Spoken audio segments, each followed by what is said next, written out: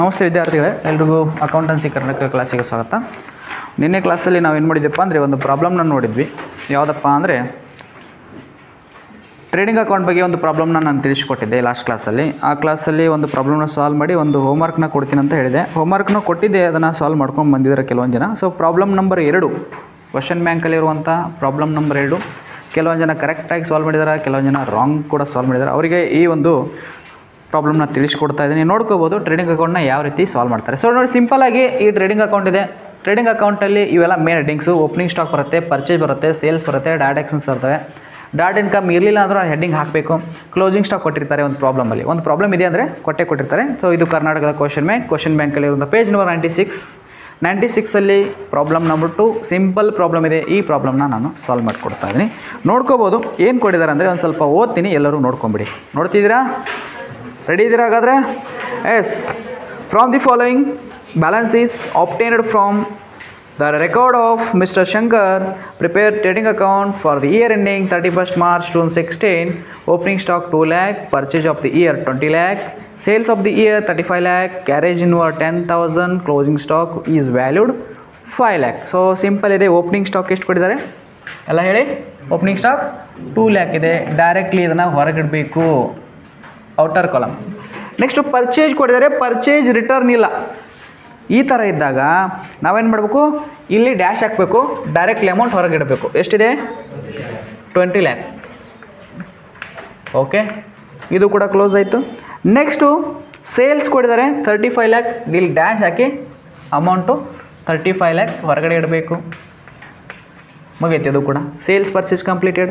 ಅದಾಗಿದ್ದ ತಕ್ಷಣ carriage inward ಎಲ್ಲಿ ಬರುತ್ತೆ? ಕ್ಯಾರೇಜ್ ಇನ್ವರ್ಡು ಡೈರೆಕ್ಟ್ ಎಕ್ಸ್ಪೆನ್ಸಸ್ಸಲ್ಲಿ ಬರುತ್ತೆ. ಅದಕ್ಕಾಗಿ to carriage inward, just carriage ಅಷ್ಟೇ ಬರೀತೀನಿ.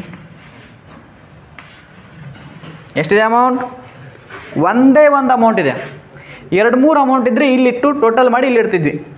ಸೊ ಒಂದೇ ಅಮೌಂಟ್ ಇದೆ, ಡೈರೆಕ್ಟ್ಲಿ ಹೊರಗಡೆ ಎಷ್ಟಿದೆ? Carriage inward 10,000. ಸೊ ಅದನ್ನು ಇಲ್ಲಿ ಬರೀತಾ ಇದ್ದೀನಿ. ಅದು ಕೂಡ ಮುಗೀತು. ಕ್ಲೋಸಿಂಗ್ ಸ್ಟಾಕ್ ಕೊಟ್ಟಿದ್ದಾರೆ ಎಷ್ಟಿದೆ? ಅದು ಕೂಡ ಒಂದೇ ಇರುತ್ತೆ, ಅದನ್ನು ಕೂಡ ಡೈರೆಕ್ಟ್ಲಿ ಹೊರಗಡೆ ಇಡಬೇಕಾಗತ್ತೆ. 5 lakh ಇದೆ. ಸಿಂಪಲ್. ಇಷ್ಟು ಬರೋದ ತಕ್ಷಣ ನಾವು ಟೋಟಲ್ ಮಾಡ್ಕೋಬೇಕು, ಯಾವ ಸೈಡ್ ಜಾಸ್ತಿ ಆಗಿದೆ. ನನ್ನ ಪ್ರಕಾರ ಇದೇ ಸೈಡ್ ಜಾಸ್ತಿ ಇದೆ. 35 lakh ಪ್ಲಸ್ 5 lakh 40 lakh. ಇಲ್ಲಿ ಬರೀತಾ ಇದ್ದೀನಿ 40 lakh. ಓಕೆ, ಅದೇ ಅಮೌಂಟ್ನ ಈ ಕಡೆ ತೊಗೊಳ್ತಾ ಇದ್ದೀನಿ 40 lakh. ಈ 40 lakh $10,000 ಮತ್ತು 20 lakh ಮತ್ತು 2 lakh. 22 lakh 10,000 ಮೈನಸ್ ಮಾಡಿ. 40 lakh 22 lakh 10,000. ಇದು 20 lakh, ಇದು 2 lakh. 22 lakh ಆಯಿತು, ಇದು 10,000. 40 lakh 22 lakh 10,000 ಮಾಡಿದ್ರೆ 2 ಗ್ರಾಸ್ ಪ್ರಾಫಿಟ್ ಎಷ್ಟು ಬರುತ್ತೆ ನೋಡಿ.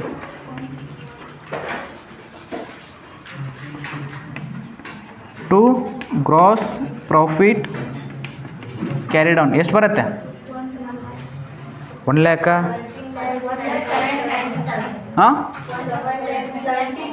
17 lakh 90,000 ರೈಟ್. 17 lakh 90,000. ಇದೇ ಆನ್ಸರ್ನ ಇಲ್ಲಿ ಬರ್ಬಿಡಿ. ಇದನ್ನು ಬರ್ಕೊಂಬಿಡಿ. ಇಷ್ಟು ಆನ್ಸರ್ ಬರುತ್ತೆ. ಸೊ ಇದು ಪ್ರಾಬ್ಲಮ್ ನಂಬರ್ 2. ನಿಮ್ದು ಏನೇನೋ ಆನ್ಸರ್ ಬಂದಿತ್ತು. ಸೊ ಇದನ್ನು ಬರ್ಕೊಂಬಿಡಿ. ಇಷ್ಟೇ ಆನ್ಸರ್ ಇತ್ತು. ಅಲ್ಲೇ ತಿದ್ಕೊಂಬಿಡಿ ಅದನ್ನು. ಫಸ್ಟ್ ನೆಕ್ಸ್ಟ್ ಪ್ರಾಬ್ಲಮ್ ಹೋಗ್ತಾ ಇದ್ದೀನಿ. ಪ್ರಾಬ್ಲಮ್ ನಂಬರ್ 4 ಕೊಟ್ಟಿದ್ದೆ ನಿಮಗೆ ಹೋಮ್ವರ್ಕಿಗೆ. ಪ್ರಾಬ್ಲಮ್ ನಂಬರ್ 4, 3 ಅಲ್ಲ, 3 ನಾನು ಸಾಲ್ವ್ ಮಾಡ್ತೀನಿ ಅಂತ ಹೇಳಿದ್ದೆ. ಪ್ರಾಬ್ಲಮ್ ನಂಬರ್ 4 ಕೊಟ್ಟಿದೆ, ಅದನ್ನೂ ಕೂಡ ನಾನು ಏನು ಮಾಡ್ತೀನಿ ಇವತ್ತು ತಿಳಿಸ್ಕೊಡ್ತಾ ಇದ್ದೀನಿ. ಪ್ರಾಬ್ಲಮ್ ನಂಬರ್ 4 ಸಾಲ್ವ್ ಮಾಡೋಣಾಗತ್ತೆ. ಇದು ಕಂಪ್ಲೀಟ್ ಆಯಿತಾ?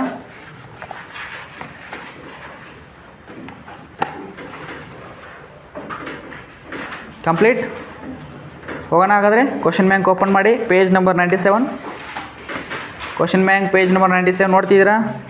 ಪ್ರಿಪೇರ್ ನೋಡಿ ಫಸ್ಟು, ಆಮೇಲೆ ಬರ್ಕೊಳ್ರಿ. ಫಸ್ಟ್ ನೋಡಿ. Prepare a trading account of Naveen from the following information for the year ending March 31st 2016. Opening stock ಇದೆ 1,30,000, purchases 6,50,000, sales 15 lakh, coal, gas and water 20,000, carriage inward 25,000, factory rent 40,000, dock and clearing charge 95,000, freight 15,000, closing stock 50,000, import duty 10,000. Simple ಇದೆ, ಆರಾಮಾಗಿ solve ಮಾಡ್ಬೋದು. First of all ನಾವೇನು ಮಾಡೋಣ, rules ಪ್ರಕಾರ rules ಏನಿದೆ opening stock ಎಷ್ಟು ಕೊಟ್ಟಿದ್ದಾರೆ ಅದನ್ನು ಚೆಕ್ ಮಾಡ್ಕೋಬೇಕು. ಓಪನಿಂಗ್ ಸ್ಟಾಕ್ ಎಷ್ಟು ಕೊಟ್ಟಿದ್ದಾರೆ? ಓಕೆ, ಈ ಪ್ರಾಬ್ಲಮ್ನ ಸ್ವಲ್ಪ ಅಳಿಸ್ಬಿಡೋಣ.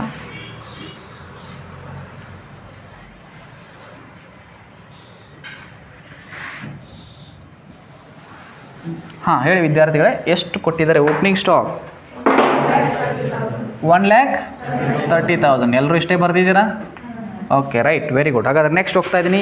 ಪರ್ಚೇಸ್ ಎಷ್ಟು ಏನು ಕೊಟ್ಟಿದ್ದಾರೆ? ಪರ್ಚೇಸಲ್ಲಿ ರಿಟರ್ನ್ ಕೊಟ್ಟಿಲ್ಲ ಅಂದರೆ, ಪರ್ಚೇಸ್ ಒಂದೇ ಕೊಟ್ಟಿದ್ದರೆ ಡೈರೆಕ್ಟ್ಲಿ ಔಟರ್ ಕಾಲಮ್ ಎಷ್ಟು ಕೊಟ್ಟಿದ್ದಾರೆ? ಪರ್ಚೇಸ್ 6,50,000. ಕೆಲವೊಂದು ಜನ ಇಲ್ಲಿ ಬರೆದಿದ್ದೀರಾ, ರಾಂಗ್.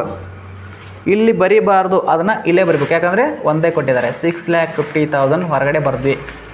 ಸೇಲ್ಸ್ ಕೊಟ್ಟಿರ್ತಾರೆ, ಚೆಕ್ ಮಾಡಿ. ಸೇಲ್ಸ್ ಎಷ್ಟಿದೆ? 15 lakh ಇದೆ, 15 ಲಕ್ಷ ಇದೆ. ಓಕೆ, 15 ಲಕ್ಷ ಆಯಿತು. ಅದಾಗಿದ ತಕ್ಷಣ 15 ಲಕ್ಷ ಆಗಿದ ತಕ್ಷಣ ಏನೇನು ಮಾಡಬೇಕು? ಡೈರೆಕ್ಟ್ ಎಕ್ಸ್ಪೆನ್ಸ್ಗಳನ್ನ ಹುಡುಕಬೇಕು. ಡೈರೆಕ್ಟ್ ಎಕ್ಸ್ಪೆನ್ಸ್ ಏನೇನು ಕೊಟ್ಟಿದ್ದಾರೆ ನೋಡಿರಿ. ಕೋಲು, ಗ್ಯಾಸು, ವಾಟರ್. ಒಂದೇದು ಏನು ಕೊಟ್ಟಿದ್ದಾರೆ? ಕೋಲ್, ಗ್ಯಾಸ್, ವಾಟರ್. 2 ಕೋಲ್, ಗ್ಯಾಸ್, ಆ್ಯಂಡ್ ವಾಟರ್. ಎಷ್ಟಿದೆ amount? 20,000, right? Okay, next carriage inward ಕೊಟ್ಟಿದ್ದಾರೆ. 2 ಕ್ಯಾರೇಜ್ ಇನ್ವರ್ಡ್. ಎಷ್ಟಿದೆ ಅಮೌಂಟ್? 25,000. ನೆಕ್ಸ್ಟ್ ಫ್ಯಾಕ್ಟ್ರಿ ರೆಂಟ್ ಇದೆ. 2 ಫ್ಯಾಕ್ಟ್ರಿ ರೆಂಟ್. ಫ್ಯಾಕ್ಟ್ರಿ ರೆಂಟ್ ಎಷ್ಟು ಕೊಟ್ಟಿದ್ದಾರೆ ಅಮೌಂಟು? ಎಷ್ಟು? 40,000 ಕೊಟ್ಟಿದ್ದಾರೆ. ಇದೇ ಥರ ಬರೆದಿದ್ದೀರಲ್ಲ? Okay. Dock and clearing charges. 2 dock and clearing charges.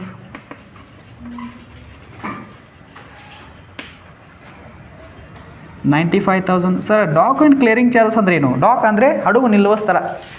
ಹಡಗು ಬರುತ್ತೆ, ಬೇರೆ ದೇಶದಿಂದ ಹಡಗು ಬಂದು ನಮ್ಮ ಒಂದು ಬಂದರ್ನಲ್ಲಿ ಹಡಗು ನಿಂತು ತಿಳ್ಕೋಣ, ಅದು ಡಾಕ್ ಆಯಿತು. ಡಾಕ್ ಆಗೋಕ್ಕೆ ದುಡ್ಡು ಕೊಡ್ಬೇಕು ನಾವು. ಈಗ ಕಾರ್ ಪಾರ್ಕಿಂಗ್ ಮಾಡೋಕ್ಕೆ ದುಡ್ಡು ಕೊಡ್ತೀವಲ್ಲ, ಎಲ್ಲಮ್ಮ ಗುಡ್ಡಕ್ಕೆ ಹೋಗ್ತೀರಾ, ಸೌದತ್ತಿ ಎಲ್ಲಮ್ಮ ಗುಡ್ಡಕ್ಕೆ ಹೋಗ್ತೀರಲ್ವ, ಅಲ್ಲಿಗೆ ಹೋದಾಗ ಕಾರ್ ನಿಲ್ಸೋಕ್ಕೆ ದುಡ್ಡು ಕೊಡಬೇಕು, ಪಾರ್ಕಿಂಗ್ ಚಾರ್ಜಸ್ ಅಂತ ಕರಿತೀವಿ. ಪ್ರವಾಸಕ್ಕೆ ಹೋಗಿರ್ತೀವಿ, ಪಾರ್ಕಿಂಗ್ ಚಾರ್ಜಸ್ ಮಾಡ್ತಿರ್ತೀವಿ. ಹಾಗೆ ಹಡಗು ಬಂದು ನಿಲ್ಲಕ್ಕೆ ಡಾಕ್ ಅಂತ ಕರಿತೀವಿ. ಡಾಕ್ ಆಗಿರುತ್ತೆ, ಅದಕ್ಕೆ ಚಾರ್ಜಸ್ ಕೊಡಬೇಕು. ಅದು ಹೋಗಬೇಕಾದ್ರೆ ಕ್ಲಿಯರ್ ಚಾರ್ಜಸನ್ನು ಕೊಟ್ಟು ಕ್ಲಿಯರ್ ಮಾಡ್ಕೊಂಡು ಹೋಗ್ಬೇಕು. ಅದಕ್ಕಾಗಿ ಡಾಕ್ ಆ್ಯಂಡ್ ಕ್ಲಿಯರಿಂಗ್ ಚಾರ್ಜಸ್ ಅಂತ ಕರಿತೀವಿ. ನೆಕ್ಸ್ಟ್ ಫ್ರೈಟ್ ಇದೆ. ಇದು ಒಂಥರ ತೆರಿಗೆ.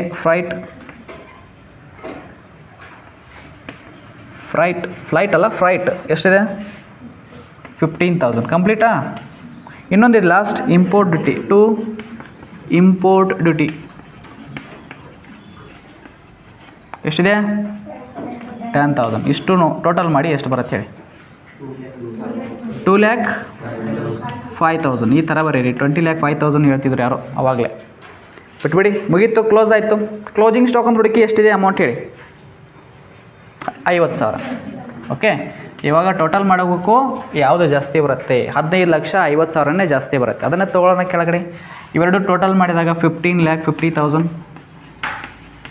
ಓಕೆ, ಅದನ್ನು ಈ ಕಡೆ ತೊಗೊಳ್ತಾ ಇದ್ದೀನಿ. 15,50,000. 15,50,000 ಈ ಮೇಲಿನ 3 ಅಮೌಂಟನ್ನು ಮೈನಸ್ ಮಾಡಿ. 9,85,000 ರೈಟ್ ಆನ್ಸರ್. ಅದನ್ನು ಇಲ್ಲಿ ಟ್ರಾನ್ಸ್ಫರ್ ಮಾಡಿ. 9,85,000 ಬರ್ಕೊಳ್ಳಿ. ಯಾರು ಬರ್ಕೊಂಡಿಲ್ಲ, ಯಾರ್ದು ರಾಂಗ್ ಆಗಿದೆ ಅವರೆಲ್ಲ ಬರ್ಕೊಬೇಡಿ. ಹಾಂ, ಇವೆಲ್ಲ ಪ್ಲಸ್ ಮಾಡಿದ್ರೆ 9,85,000 ಬರುತ್ತಾ? ನಾನು ಅದನ್ನ ಕೇಳ್ತಾ ಇಲ್ಲ. ನಾನು ಕೇಳಿದ್ದು 15,50,000 ಇವು 3 ಮೈನಸ್ ಮಾಡಿದ್ರೆ 9,85,000 ಮೈನಸ್ ಮಾಡಿ ಎಷ್ಟು ಬರುತ್ತೆ? 5,65,000. ಓಕೆ, 5,65,000.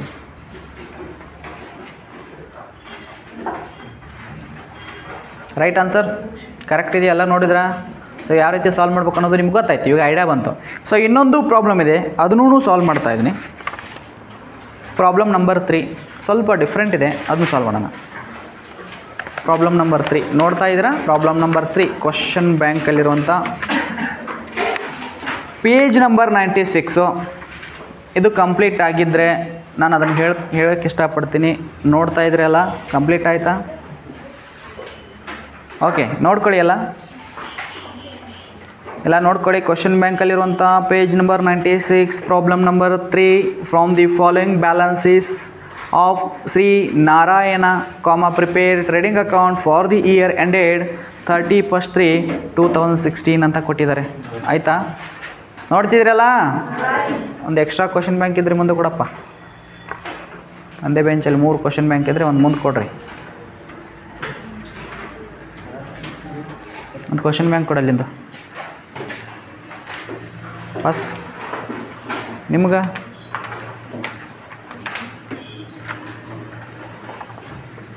ಓಕೆ, ಕರೆಕ್ಟ್ ಆಯ್ತು ಇವಾಗ. ಓಕೆ, ಇನ್ನೊಂದು ಸರಿ ಹೇಳ್ತೀನಿ. From the following balances page 196, Shri Narayana prepare trading account for the year ended 31/3/2016. Cash purchase 10,000, credit purchases. Cash purchase 10,000, credit purchase 2 lakh ಇದೆ. Next cash sales 1 lakh, credit sales 2,20,000. Freight charges 10,000, carriage inward 2,000. Import ಟಿ 15,000. Stock 31/3/2016. ನೋಡಿ, stock ಅಂತ ಕೊಟ್ಟಿದ್ದಾರೆ, ಯಾವುದಂತ ಕೊಟ್ಟಿಲ್ಲ. 31/3 ಕೊಟ್ಟಿದ್ರೆ ಅದು closing stock. Opening stock ಯಾವಾಗ ಕೊಡ್ತಾರೆ? ಓಪನಿಂಗ್ ಸ್ಟಾಕ್ ಕೊಟ್ಟೇ ಇಲ್ಲ. ಓಪನಿಂಗ್ ಸ್ಟಾಕ್ ಕೊಟ್ಟೇ ಇಲ್ಲ ಅಂದರೆ ಇದು ಯಾವ ಪ್ರಾಬ್ಲಮ್ ಅಪ್ಪ ಅಂದರೆ ಹೊಸ ಸಂಸ್ಥೆ, ಇದು ಹೊಸದಾಗಿ ಸ್ಟಾರ್ಟ್ ಆಗಿರುವಂಥ ಒಂದು ಸಂಸ್ಥೆ. ಇಲ್ಲಿ ಓಪನಿಂಗ್ ಸ್ಟಾಕ್ ಕೊಟ್ಟಿಲ್ಲ. ಓಪನಿಂಗ್ ಸ್ಟಾಕ್ ಯಾಕೆ ಬರಲ್ಲ? ಒಂದು ಪ್ರಾಬ್ಲಮಲ್ಲಿ ಓಪನಿಂಗ್ ಸ್ಟಾಕ್ ಯಾಕೆ ಬರಲ್ಲ? ಹೊಸ ಸಂಸ್ಥೆ ಇದ್ದರೆ ಓಪನಿಂಗ್ ಸ್ಟಾಕ್ ಬರಲ್ಲ. ಹಳೆಯ ಸಂಸ್ಥೆ ಇತ್ತಂದರೆ ಓಪನಿಂಗ್ ಸ್ಟಾಕ್ ಬರುತ್ತೆ, ರೈಟ್? ಓಕೆ, ಕ್ಲೋಸಿಂಗ್ ಸ್ಟಾಕ್ ಕೊಟ್ಟಿಲ್ಲ. ಕ್ಲೋಸಿಂಗ್ ಸ್ಟಾಕ್ ಕೊಟ್ಟಿದ್ರೆ ಓಪನಿಂಗ್ ಸ್ಟಾಕ್ ಕೊಟ್ಟಿಲ್ಲ, ಬಿಟ್ಬಿಡಿ. ಹಾಂ, ಕೊಟ್ಟಿದ್ದಾರಲ್ಲ, ಕೊನೆ ಕೊಟ್ಟಿದ್ದಾರೆ ನೋಡಿ. ಸ್ಟಾಕ್ 1/4/2015 ಇದು ಓಪನಿಂಗ್ ಸ್ಟಾಕ್. 31st ಇದ್ದರೆ ಅದು ಕ್ಲೋಸಿಂಗ್ ಸ್ಟಾಕ್, 1/4 ಇದ್ದರೆ ಅದು ಓಪನಿಂಗ್ ಸ್ಟಾಕ್. ವೇಜಸ್ ಇದೆ 5,000. ನೋಡಿ, ಪರ್ಚೇಜಲ್ಲಿ 2 ಥರ purchase, cash purchase, credit purchase. ಸೇಲ್ಸಲ್ಲಿ ಮತ್ತೆ 2 ಥರ ಸೇಲ್ಸ್ ಬರುತ್ತೆ, ಕ್ಯಾಶ್ ಸೇಲ್ಸ್, ಕ್ರೆಡಿಟ್ ಸೇಲ್ಸ್. ಅವೆರಡು ಪ್ಲಸ್ ಮಾಡೋದು, ಹೊರಗೆ ಇಟ್ಬಿಡೋದು. ಸೊ ಇದೆಲ್ಲ ಬರ್ಕೊಂಡ್ರಲ್ಲ, ಇದನ್ನ ಅಳಿಸ್ತಾ ಇದ್ದೀನಿ. ನೆಕ್ಸ್ಟ್ ಹೋಗ್ತಾ ಇದ್ದೀನಿ.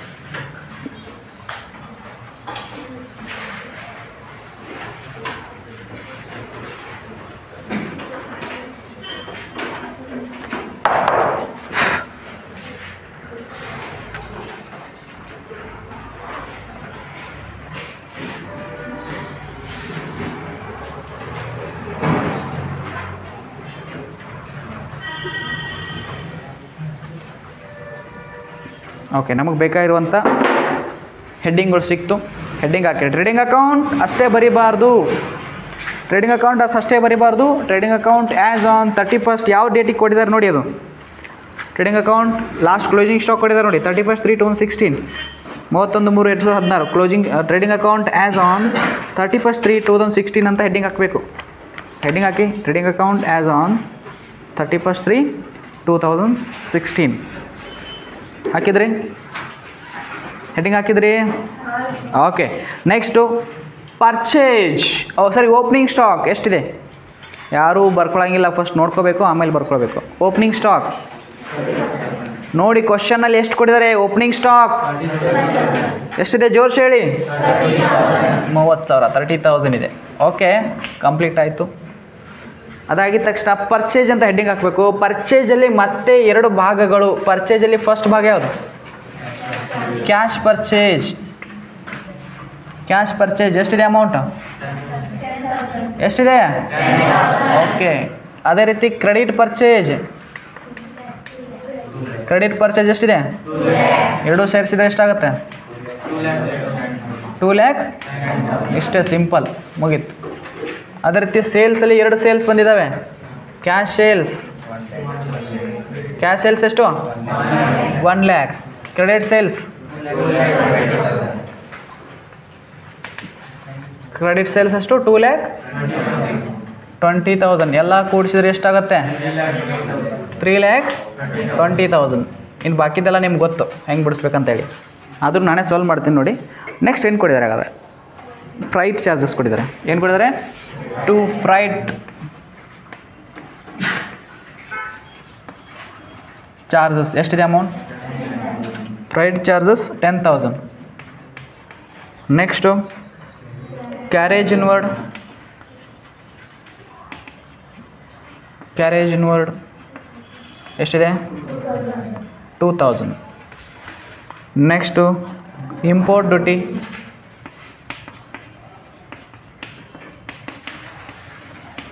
ಎಷ್ಟಿದೆ 15,000. ನೆಕ್ಸ್ಟು ವೇಜಸ್ ಮುಗಿತಾ? ಎಷ್ಟಿದೆ ಅಮೌಂಟ್? 5,000. ಟೋಟಲ್ ಮಾಡಿ 10 2 15 5 20 20 ಪ್ಲಸ್ 30 32,000. 20 30 32. ಓಕೆ, ಹಾಗಾದರೆ ಯಾವ ಸೈಡ್ ಜಾಸ್ತಿ ಬರುತ್ತೆ?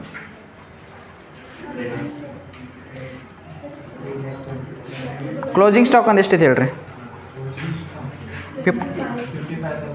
ಎಷ್ಟು? 25,000. ಹಾಗಾದರೆ ಎಷ್ಟಾಗುತ್ತೆ?